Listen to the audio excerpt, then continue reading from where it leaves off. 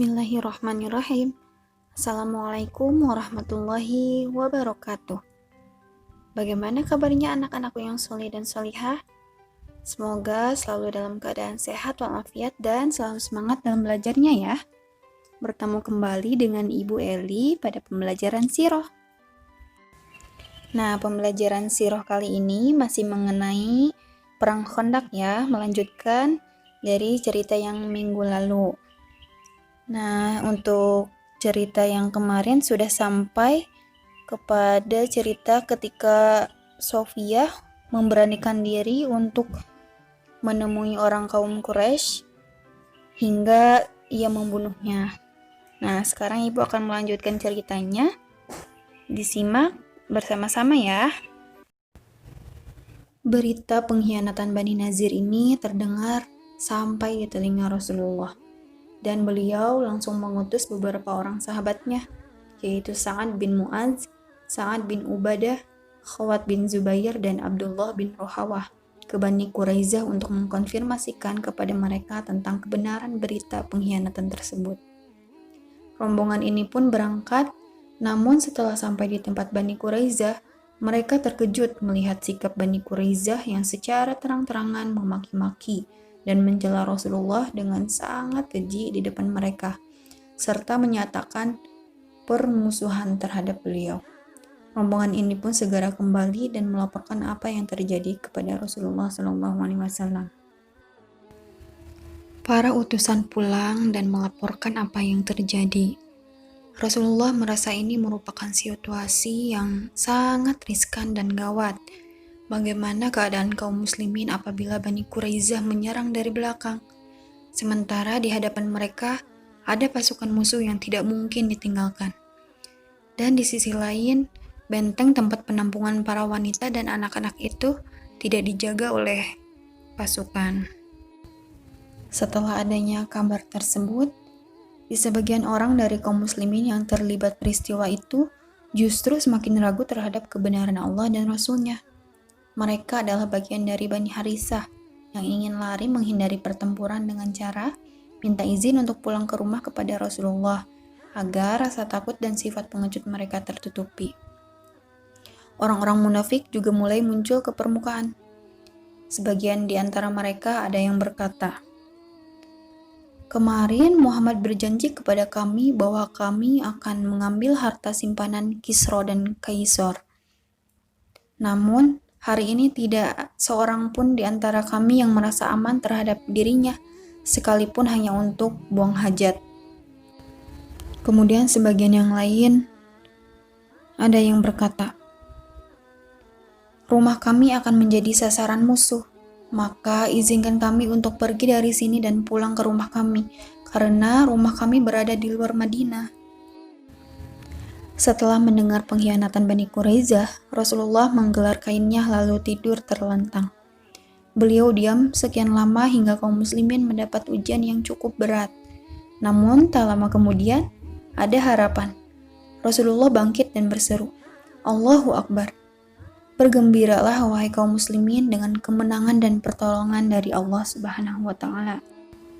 Sikap tenang Rasulullah ini sangat besar pengaruhnya ke dalam jiwa kaum muslimin, sehingga ketegangan mereka pun semakin reda. Bahkan, mereka semakin yakin terhadap pertolongan Allah. Kemudian Rasulullah segera menyusun rencana dalam menghadapi pengkhianatan Bani Quraisyah itu. Strategi yang diambil Rasulullah adalah yang pertama mengamankan para wanita dan anak-anak. Dan sebelumnya harus ada upaya untuk mengacaukan pasukan musuh. Selanjutnya, beliau melakukan perjanjian damai dengan Bani Ghatafan, yaitu Uyainah bin Hiz dan Al-Haris bin Auf, dua pemimpin Ghatafan. Dalam perjanjian damainya, Rasulullah mengatakan beliau akan menyerahkan sepertiga hasil panen kurma Madinah dengan syarat mereka berdua mau mengundurkan diri dari medan peperangan bersama kaumnya, lalu membiarkan beliau menghantam dan menghancurkan kaum Quraisy. Akan tetapi perjanjian damai tersebut tidak jadi dilakukan. Rasulullah meminta pendapat dari kedua sahabatnya, yaitu Sa'ad bin Mu'adz dan Sa'ad bin Ubadah. Mereka mengatakan kalau ini memang perintah dari Allah, kami akan tunduk. Akan tetapi apabila ini kehendakmu sendiri, kami tidak membutuhkannya. Selain itu, dalam menghadapi kondisi yang sangat gawat tersebut, Rasulullah mengurangi kekuatan di parit untuk melakukan penjagaan di dalam kota. Maka, Rasulullah memilih 100 orang untuk tugas ini. Beliau juga mendengar bahwa Huyai mendesak kaum Quraisy dan Ghatafan agar masing-masing 1.000 orang ke benteng Quraisyah pada malam hari. Dari sanalah mereka akan menyerbu ke pusat kota dengan menghancurkan benteng kaum muslimin, serta membawa lari kaum wanita dan anak-anak. Pada malam hari yang telah ditentukan, karena beberapa alasan yang tidak jelas, maka rencana itu tidak terlaksana. Namun begitu Nabi mendengarnya, beliau mengutus Zaid beserta 300 pasukan berkuda untuk berpatroli di jalan-jalan, bertakbir kepada Allah sepanjang malam, sehingga kota itu seolah-olah dipenuhi rombongan yang sangat kuat. Allah merencanakan strategi untuk menumpas kaum pengkhianat itu, yaitu dengan mengirim salah seorang dari Bani Ghatafan, Nu'aim bin Mas'ud bin Amr al-Ashja'i, untuk menemui Rasulullah. Lalu Nu'aim berkata kepada Rasulullah, "Wahai Rasulullah, aku telah masuk Islam, sementara kaumku tidak mengetahui aku akan keislamanku. Maka perintahkanlah kepadaku apa yang engkau kehendaki." Beliau bersabda, "Engkau adalah orang satu-satunya.